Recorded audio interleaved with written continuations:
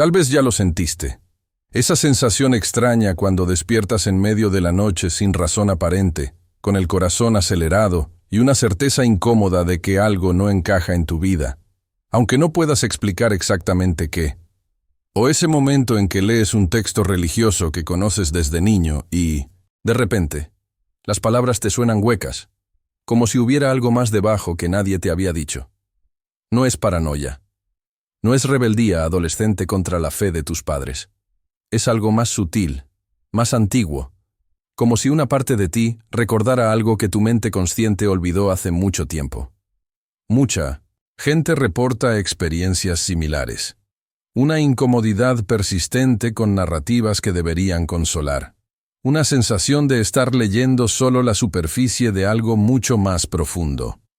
Durante siglos, ciertos textos y enseñanzas circularon en comunidades marginales, textos que no llegaron a los cánones oficiales, que fueron cuestionados, debatidos, en algunos casos destruidos. ¿Por qué? ¿Qué contenían esos escritos que resultaba tan problemático para las instituciones que consolidaban su poder? Entre esos textos, hay fragmentos que hablan de nombres, de palabras que no son solo sonidos, sino llaves. No en sentido mágico simplista, sino como códigos lingüísticos que reorganizan la percepción. Algunos estudiosos los leen como metáforas psicológicas, otros como tecnología espiritual olvidada. Tal vez ambas cosas sean ciertas. Comenta si alguna vez sentiste que las explicaciones oficiales sobre lo divino no capturaban toda la verdad de tu experiencia interior. Alejandría, siglo III. La biblioteca arde, pero no solo por accidente. Hay decisiones deliberadas sobre qué textos preservar y cuáles dejar morir en el olvido. En los concilios de Nicea, de Constantinopla, hombres con poder, político y religioso, debaten no solo cuestiones de fe, sino de control narrativo. ¿Qué versión del cristianismo se enseñará? ¿Qué textos se leerán en las iglesias y cuáles se prohibirán? No es una conspiración de sombras con capuchas, sino algo más transparente y más brutal. La consolidación institucional de una ortodoxia. Mientras tanto, en los márgenes, comunidades enteras practicaban cristianismos alternativos. Leían evangelios que hoy llamamos apócrifos, pero que en su momento eran tan legítimos como los canónicos. Entre esos textos hay toda una cosmología que la ortodoxia rechazó. La visión gnóstica del mundo. Para los gnósticos, el universo no era la creación perfecta de un Dios único y benévolo. Era una estructura compleja, casi una prisión diseñada por una inteligencia inferior. Llamaban a esa inteligencia el demiurgo, una figura que algunos identificaban con el Dios del Antiguo Testamento, no como blasfemia, sino como lectura crítica de textos que ellos consideraban contradictorios. ¿Cómo explicar un Dios que crea con amor y luego castiga con violencia? ¿Cómo reconciliar la perfección divina con un mundo lleno de sufrimiento estructural? Los gnósticos no intentaban destruir la fe, sino profundizarla a través de preguntas incómodas. Algunas interpretaciones fueron priorizadas por quienes tenían el poder de definir la ortodoxia, mientras que otras quedaron en los márgenes, copiadas en secreto, enterradas en jarras de barro en el desierto egipcio, donde permanecieron ocultas hasta 1945. Muchas personas sienten algo parecido cuando empiezan a explorar estas ideas, pero raramente encuentran espacios donde hablar de ello sin ser juzgadas. Porque no se trata solo de historia antigua o teoría religiosa. Se trata de esa sensación personal de que algo fundamental te fue presentado de manera incompleta. Tal vez creciste en una tradición que te enseñó a temer a un Dios vigilante. O tal vez te alejaste de toda espiritualidad porque las narrativas disponibles no resonaban con tu experiencia interior. Los textos gnósticos ofrecen otro lenguaje, otra forma de nombrar lo que sientes. No como verdad absoluta, sino como herramienta conceptual. ¿Alguna vez te sentiste confuso al leer algo espiritual que parecía contradecirse a sí mismo? ¿O que exigía obediencia sin explicación? Comenta qué textos o enseñanzas religiosas te generaron más preguntas que respuestas, porque esa incomodidad puede ser el inicio de algo más profundo. En los textos de Nag Hammadi, especialmente en escritos como el Apócrifo de Juan o el Evangelio de Felipe, aparece un sistema simbólico complejo. En el principio, según estas cosmologías, no hay un Dios único creador, directo del universo material, sino una fuente infinita e inefable llamada la mónada o el uno.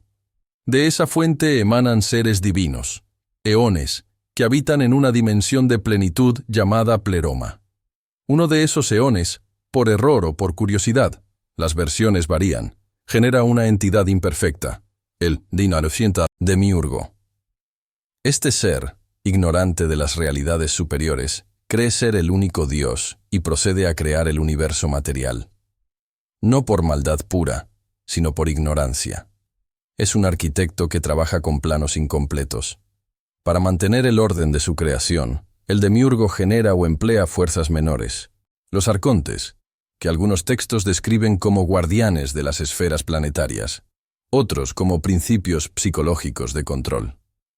La humanidad, en esta visión, es un híbrido trágico, cuerpo material creado por el demiurgo, pero con una chispa divina interior, un fragmento del pleroma que cayó en la materia. Esa chispa es lo que algunos textos llaman pneuma, espíritu. Y el objetivo de la existencia humana no es obedecer al creador de este mundo, sino recordar su origen y regresar al pleroma. Pero el demiurgo no permite fácilmente ese regreso. Los arcontes, según estos relatos simbólicos, actúan como filtros, como mecanismos de olvido. Pueden interpretarse como estructuras sociales que perpetúan la ignorancia, como patrones mentales que nos mantienen identificados con el ego material, o como fuerzas más literales, según la lectura que prefieras. Lo importante es que representan resistencia al despertar. Muchos textos gnósticos describen la vida terrenal como una especie de amnesia inducida. Nacemos olvidando quiénes somos realmente, y pasamos la vida persiguiendo objetivos impuestos por un sistema que no diseñamos. ¿Te suena familiar? Dentro de esta cosmología, algunos textos hablan de categorías humanas, no como castas fijas, sino como arquetipos simbólicos de relación con lo divino. Los sílicos, o materiales, son aquellos completamente identificados con el cuerpo y el mundo sensorial. Los psíquicos, o anímicos, son quienes tienen fe y capacidad de reflexión, pero aún operan dentro de los marcos establecidos por la religión institucional. Y los pneumáticos, o espirituales, son aquellos en quienes la chispa divina está activa, despierta, cuestionando. No es una jerarquía de valor humano intrínseco, sino una descripción de estados de conciencia. Y estos estados no son permanentes. Alguien puede vivir años en modo psíquico y luego experimentar un despertar pneumático, o puede recaer. Los textos gnósticos no son manuales de autoayuda con garantías de éxito, sino mapas de un territorio difícil. Y en ese territorio, el lenguaje importa. Hay fragmentos en el Evangelio de Felipe y en Pistis Sophia que mencionan nombres secretos, palabras de poder que los iniciados reciben. Estos nombres no son como contraseñas de Internet. Son constructos lingüísticos que reorganizan la relación del individuo con las fuerzas que lo controlan. Pronunciar un nombre secreto, en este contexto, es afirmar una identidad que trasciende la identidad impuesta por el demiurgo. Es decir, yo no soy solo este cuerpo, este rol social, esta biografía. Soy algo más antiguo y más vasto. Y esa afirmación, cuando se hace con plena convicción interior, puede desestabilizar los mecanismos de control. Al menos en teoría. Algunos relatos describen que Jesús, en enseñanzas reservadas para sus discípulos más cercanos, transmitió nombres o fórmulas que permitían atravesar las esferas de los arcontes sin ser detenido.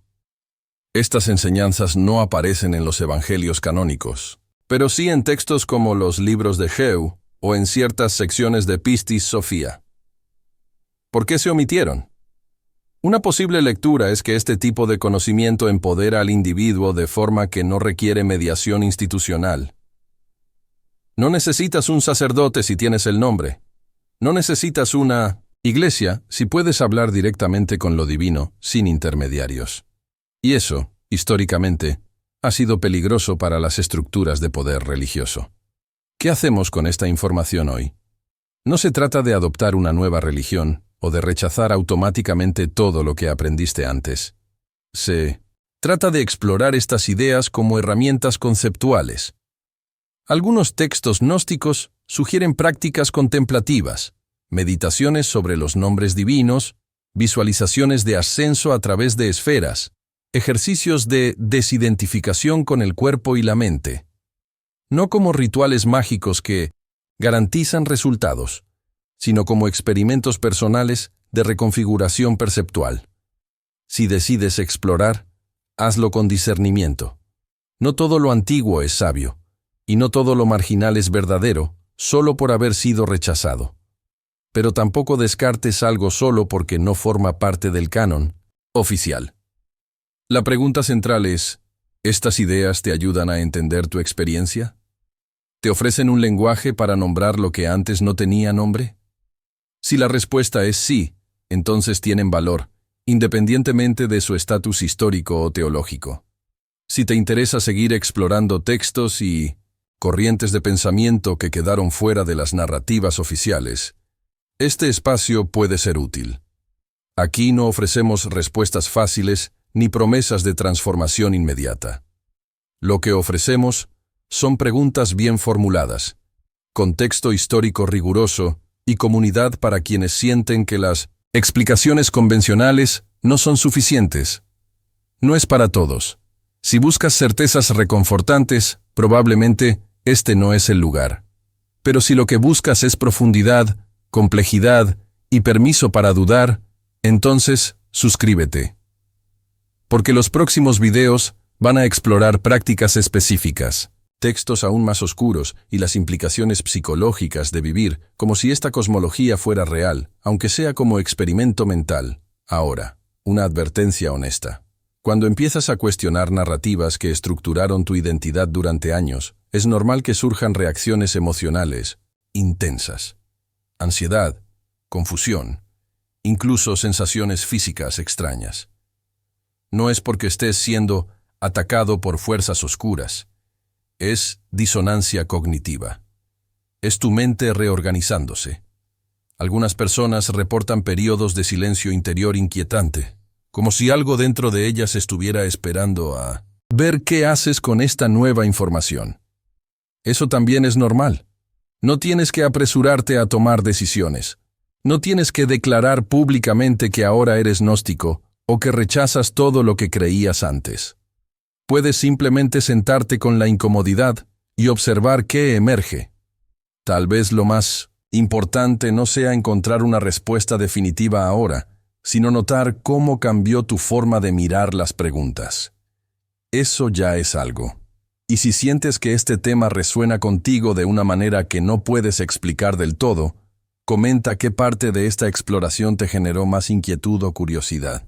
No como confesión pública, sino como forma de articular para ti mismo qué está pasando. Porque a veces, solo nombrar algo ya reduce su poder sobre ti, o tal vez, en este caso, aumenta tu poder sobre ello.